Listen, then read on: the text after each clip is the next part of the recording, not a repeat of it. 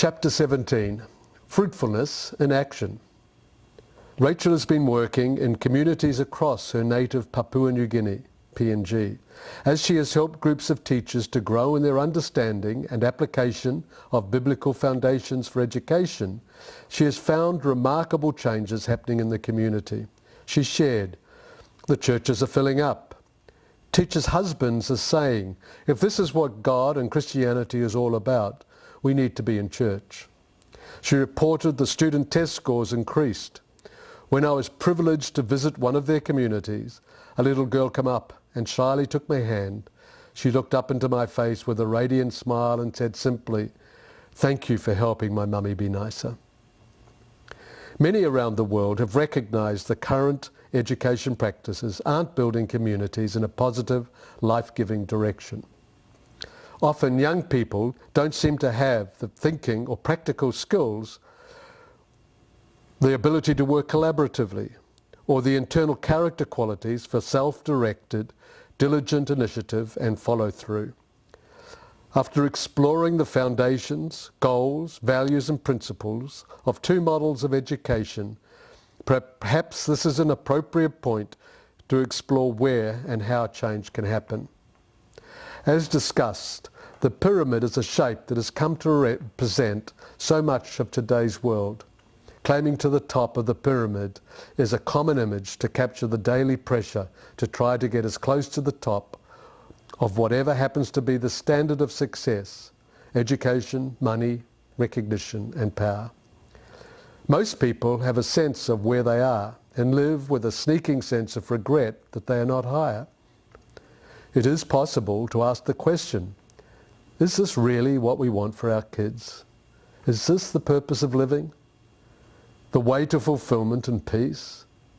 The image illustrates that it is a lonely and unstable at the top, which is certainly demonstrated in the lives of those who live in that position in communities around the world. A very different image appears when the shape of a pyramid is inverted. This shape captures the upside-down life that is choosing to live to be fruitful. At the open-ended top, there is room for everyone, enough for everyone. Now, the bottom of that shape is tiny. The Bible paints a clear picture of a leader who led from down low. Jesus spent his last evening washing feet, the lowest of the lowly activities, to demonstrate just how serious he was about what life was supposed to look like. And yet the words share a glimpse of his inner world. For the joy set before him, he endured the cross. He found joy in seeing others free, whole and purposeful, seeing communities come into the fullness of the beauty and abundance that was always the intent. He gladly used his leadership position to serve others, to help them become fruitful. There are foundational questions to ask when building an educational system that equips people for life. These questions begin with, what are we living for? Which shape will express who we are and why we do what we do? The following question becomes, how can our education system prepare people to live these lives? The term fruitfulness has been used to describe an overall approach to life for an individual who serves with generosity, integrity, creativity and excellence in whatever role they are called to as a vocation. Key values to enrich the soil for that growth include the nature of truth, the significance of wisdom, and the network of relationships that make up learning communities. Additional elements that encourage fruitfulness include establishing and working towards holistic goals for every child, developing their skills and character in addition to gaining new knowledge, teaching methods which engage the students in thinking, creating and working collaboratively are significant tools to use in building towards fruitfulness. As noted, many of these elements existed in traditional education systems and can be included in efforts to move into a model that better serves all children. Courageous educators around the world have taken up these challenges and are pouring much time, effort and love into making these kinds of changes in themselves, their families, their classrooms and their communities. Some of their stories have been included throughout these chapters. The following are some additional experiences of our friends, teachers, schools, and communities who decided to change their goals and how they work towards them. In one of our communities in PNG, Papua New Guinea, a group of Christians decided to start their own school. They had very little money, but they realised they didn't have to wait until they could build a real building. Instead, they began to use easily available banana leaves for desks, while children sat on mats in the shade of neighbourhood trees. Teachers sat with the students using nuts, rocks and flowers to teach and practice math, and acted out stories and made up songs for language art lessons. Happily, the school has continued to build from these foundations. The children flourish. They can't wait to come to school. School is comfortable and familiar. Teachers are pleasant, caring and involved. Learning happens through activities together.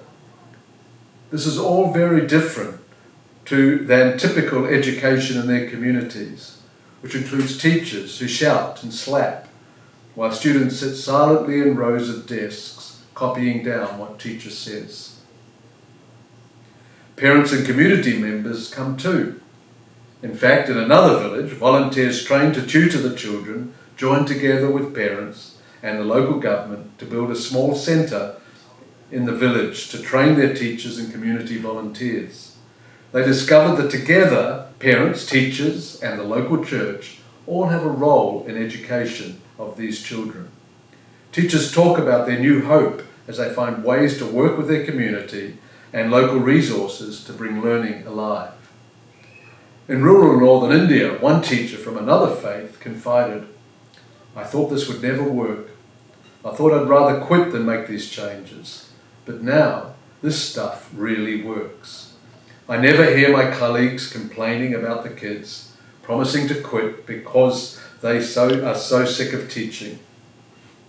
What stuff seems to be working? Strolling around the campus where most of the staff have been trained. There are no voices raised in anger. The busy hum of discussion drifts through the halls, and the bright colours of student projects displayed on the walls catch the eye. Teachers are eager to talk about their latest activity and how much the students enjoyed and learnt from it, and how happy the parents are with their students' enthusiasm for learning. Each of these elements have been introduced in a conscious effort to shift their model of teaching and managing behaviour to value each child. In another poor rural community, further south, parents can be found at every aspect of school life. They help in classrooms, clean, decorate, prepare snacks, help in the office, organise training for other parents, prepare for a school activity day, and simply enjoy the chance to be part of this loving school community. The children's faces are radiant, and they eagerly bend over their work, completely absorbed in their projects. It took years to develop these kinds of relationships. The school has gradually created a model of parent involvement where parents select peer representatives from each classroom who make decisions, initiate activities, and resolve conflicts together as a school-wide team. They offer parent training events throughout the year and invite families to school celebrations. In one village school in Togo, West Africa, teachers began to observe and coach one another, working together to change their teaching methods to work towards fruitfulness. From their new belief in the value of each child and their glimpse of a creative, active approach to learning, they made similar changes to those described by educators in PNG and India. At the end of the year, the school reported that every child passed every subject in the national exams, and in the past, no child in the school had ever passed a single one. An American teacher, Dulcie, shared with tears streaming down her face, "This approach to education has been so healing for me. I wanted to be a teacher and make a difference. I've been so disappointed and frustrated by our system, I was ready to give up." I'm finding my hope and my passion again. Dulcie made changes in her own approach to the students and increased discussion activities over time.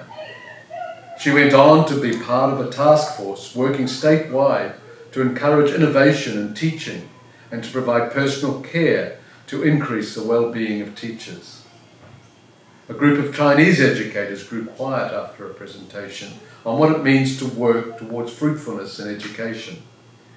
One man leaned into the centre of the group and whispered, "This changes everything." In another training in that nation, while the group kept an eye to escape routes in case the police should raid the building, they held animated discussions about ways to build a new educational model for their young people. "We're only first-generation Christians," one explained apologetically. "We have no experience." They were encouraged to recognise that to start from scratch and build a new expression of education is a joyful opportunity, not a disadvantage. Sam and Irene have seen remarkable changes across communities through the schools they have begun in their home nation of Uganda.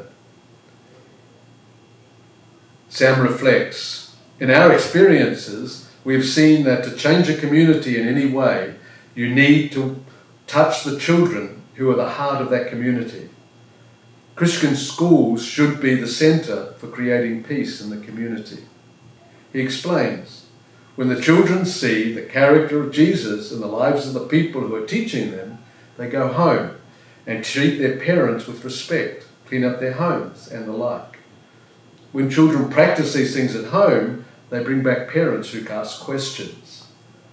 One man saw such changes in his troubled grandson that he asked me to become the boy's father to teach him.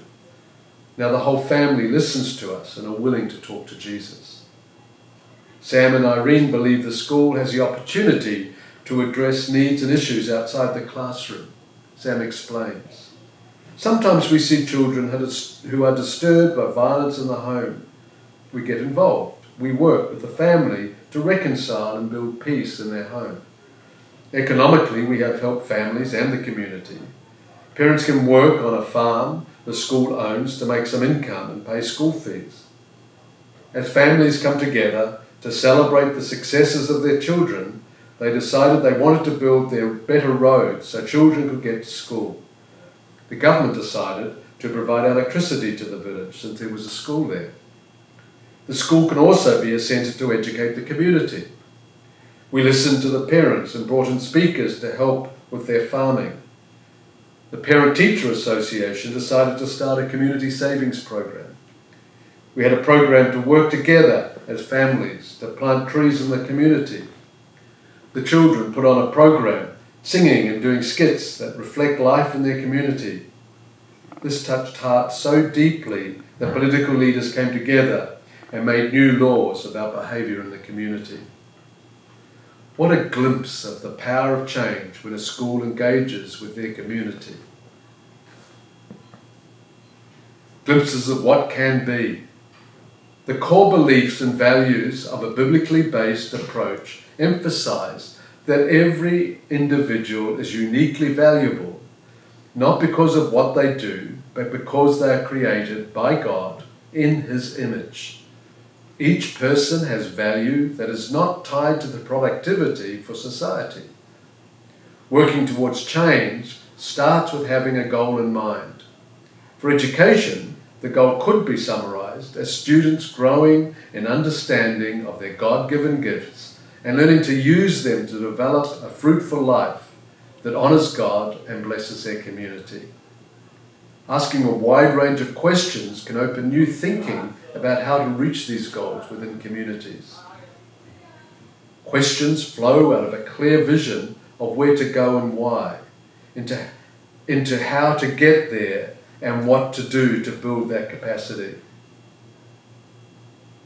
Parents, school staff, community members and church leaders each have a different role, a different toolkit to work with, a different network to mobilise. As these stories demonstrate, together it's possible to create a culture shift away from the models that are driving kids, families and communities into stress-related disease, depression and broken relationships. It's possible to create communities of relationships around fruitfulness, joyful, creative, diligent, excellent service to honour God and bless others. It is our hope that this book has given you some things to think about for yourself, your family, and your community. When we hold training in person, we know we're all getting there together when it gets really quiet and someone softly murmurs, "I need to go home and talk to my kids." This isn't about education alone. This is about who we are and the life we want to live for ourselves, God, and our world. To see communities grow in new ways requires the courage to change. Each new model can instruct and inspire others to examine education in their communities and find their own way forward to increase the fruitfulness of their young people. The invitation is to discover and then demonstrate a new path, one that leads to life for everyone. Every person and every culture is invited to work from these same values towards this vision, turning these principles into action. As we do so, we can anticipate world-changing fruit in the lives of students, families, and communities. Whatever the price of change, perhaps the discussion throughout these chapters demonstrates that it is worth the fruit that can grow. Each generation has the opportunity to work together as school staff, families, and communities to shape the emerging generation in every nation. May you find new joy in a life of increasing fruitfulness. May you be filled with inspiration, determination, courage, and compassion to make the changes that will be needed to move together to see new levels of fruitfulness released through education.